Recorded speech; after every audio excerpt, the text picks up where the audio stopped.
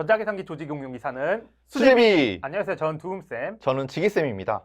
오늘은 프로그래밍 언어의 일반에 대해서 알아보도록 하겠습니다. 먼저 이제 프로그래밍 언어를 유형별로 분류해 볼 건데요. 첫 번째가 절차적 프로그래밍입니다. 자, 절차적 프로그래밍이라는 거는 절차, 말 그대로 순서대로 프로그래밍을 하는 거예요. 네. 그래서 컴퓨터에 저장된 명령어들이 순차적으로 실행되는 프로그래밍 방식을 절차적 프로그래밍 또는 절차적 프로그래밍 언어라고 합니다.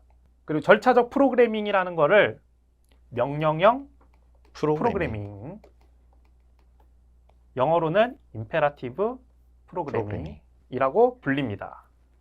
앞으로 강의를 보시면 이렇게 별이 있을 텐데 이 별이라는 거는 기출 문제라는 겁니다. 기출 문제 중요하죠. 네. 그래서 기출이 된 부분이라서 조금 더 집중력 있게 보시면 좋겠습니다. 네.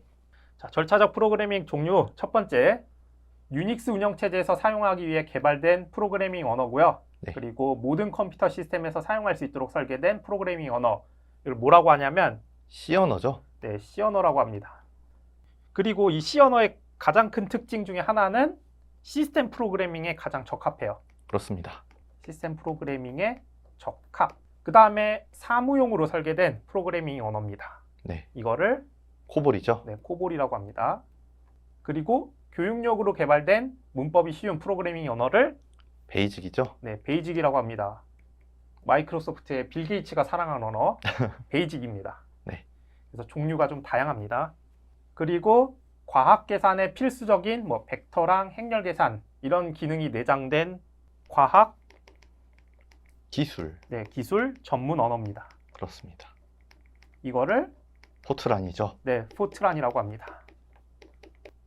자, 포트란은 여기 포뮬러 그리고 요거는 트랜슬레이션 공식을 번역한다. 그래서 과학에 이제 사용이 많이 됩니다. 네네. 다음으로 객체지향 프로그래밍입니다. 객체지향 프로그래밍은 객체 간의 메시지 통신을 이용해서 프로그래밍하는 방식이고요. 클래스 중요합니다. 클래스와 객체를 통해서 재사용성을 높인 방식이다. 그래서 클래스랑 객체라는 말이 나오는데 객체지향 프로그래밍은 나중에 뒤쪽에서 또 다룰 거예요. 그래서 여기서는 객체지향 프로그래밍은 클래스랑 객체라는 걸 사용해서 뭔가 다시 사용할 수 있는 재사용성을 높인 방식이구나. 이 정도를 기억해 두시면 좋겠습니다. 네. 그러면은 객체지향 프로그래밍 종류에 대해서 알아보도록 하겠습니다. 이 부분이 시험 문제 많이 나온다고 했는데 첫 번째가 C 문법에 객체지향 프로그래밍 개념과 일반화 프로그래밍을 위한 템플릿 기능이 추가된 언어. 이걸 뭐라고 하냐면 C++이죠. 네, C++이라고 하고 여기서 플러스는 나중에 나오겠지만 연산자인데 1 증가한다는 뜻이에요. 그래서 C를 한 단계 업그레이드 시켰다. 이런 의미로 C++이라고 명명을 했고요. 네. 그래서 많은 작업을 성능 하락이 없는 형태로 개발이 가능하고 대신에 직접 신경 써야 되는 것들이 많아요. 그렇죠. 예를 들면은 메모리를 할당을 하면 기본적인 객체지향 프로그래밍에서는 해지를 자동으로 시켜요. 그러니까 할당한 만큼 다시 해지를 시켜줘야 되거든요. 네. 이 작업을 좀 자동으로 해주는데 객체지향 프로그래밍에서는 메모리 할당을 했으면 메모리 해지를 짝을 지어서 해줘야 됩니다. 네, 만약에 메모리 해지를 하지 않게 되면 나중에 메모리가 꽉 차는 문제가 발생을 하게 되죠. 네, 그래서 간혹 서버가 터진다거나 뭐 그런 문제가 발생하게 됩니다. 맞습니다.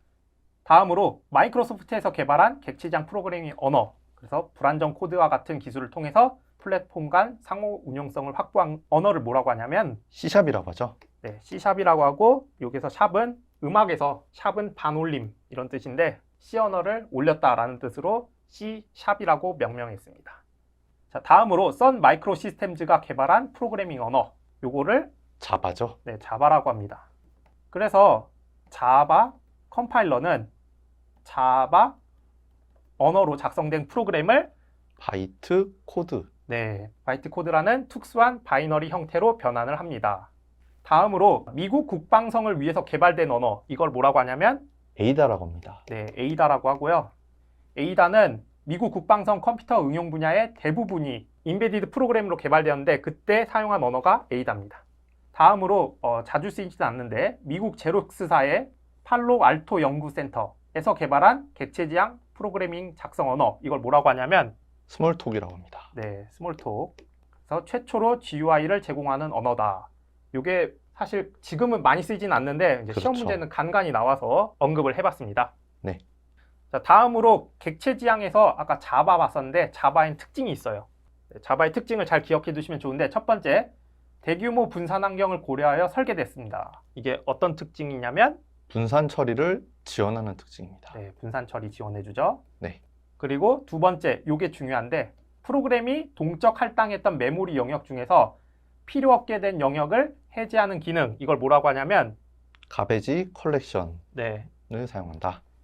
가비지 컬렉션, GC라고도 하는데 네. 가비지 컬렉션을 사용합니다. 이게 자바의 중요한 특징이에요. 그렇죠.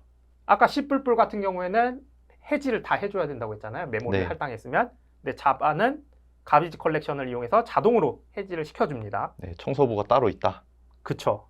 다음으로 자바로 작성된 프로그램은 운영체제에 상관없이 실행된다. 이 특징은 운영체제의 독립적인 특성입니다. 네, 운영체제의 독립적이죠.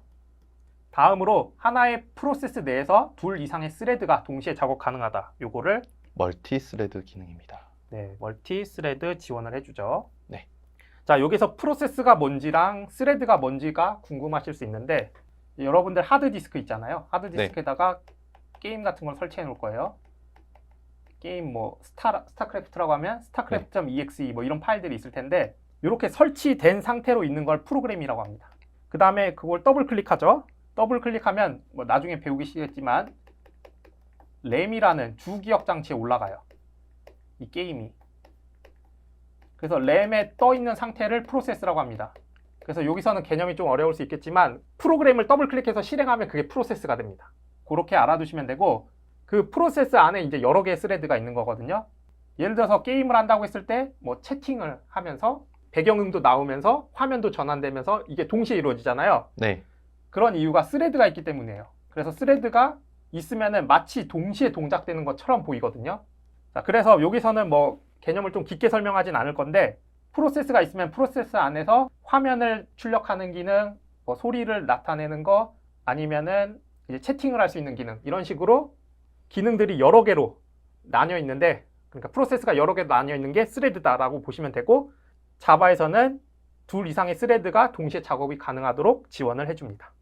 다음으로 실행 시에 모든 클래스가 로딩되지 않고 필요한 시점에 클래스를 로딩하도록 하는 기법, 요거를 동적 로딩이라고 하죠. 네, 그래서 동적 로딩을 지원해 줍니다. 네. 네, 여기서 제일 중요한 거는 가비지 컬렉션을 사용한다. 다시 한번 기억해 두시고요. 오늘 배웠던 거를 이제 문제를 통해서 알아보도록 하겠습니다. 자, 시스템 프로그래밍에 가장 적합한 언어는 그랬는데 아까 괄호 채우기로도 했었는데 C 언어죠. 그렇습니다. 코볼은 사무용으로 만들었다고 했고요. 사무용 언어, 그리고 베이직은 빌 게이츠가 사랑한 언어로 교육용에 쓰인다고 했습니다. 교육용, 그리고 포트란은 과학 기술용. 네, 과학 기술용 또는 과학 계산용. 그래서 뭐 사인 함수, 코사인 함수 이런 것들을 계산해 주는 데 써요. 네. 그래서 정답은 1번이 되겠습니다. 다음, 객체 지향 기법에 대한 설명으로 옳지 않은 것은 자, 객체 지향 프로그래밍 언어에는 스몰톡, C++ 등이 있다. 맞습니다. 맞죠. 스몰톡이 제록스사에서 만든 거고 C++은 C를 한 단계 업그레이드 시켰는데 그때 객체 지향 기법이나 뭐 템플릿 기능들을 추가한 게 C++이죠. 네. 그래서 1번은 옳고요. 2번, 설계 시 자료와 자료에 가해지는 프로세스를 묶어서 정의하고 관계를 규명한다. 맞는 설명이죠. 네, 맞는 설명입니다. 세 번째, 절차 중심 프로그래밍 기법이다. 이거는 객체 지향이 아니라 절차적 프로그래밍 기법 또는 명령형 프로그래밍이라고 할 수 있습니다. 그래서 정답은 3번이고요. 4번, 새로운 개념의 모듈 단위, 즉 객체.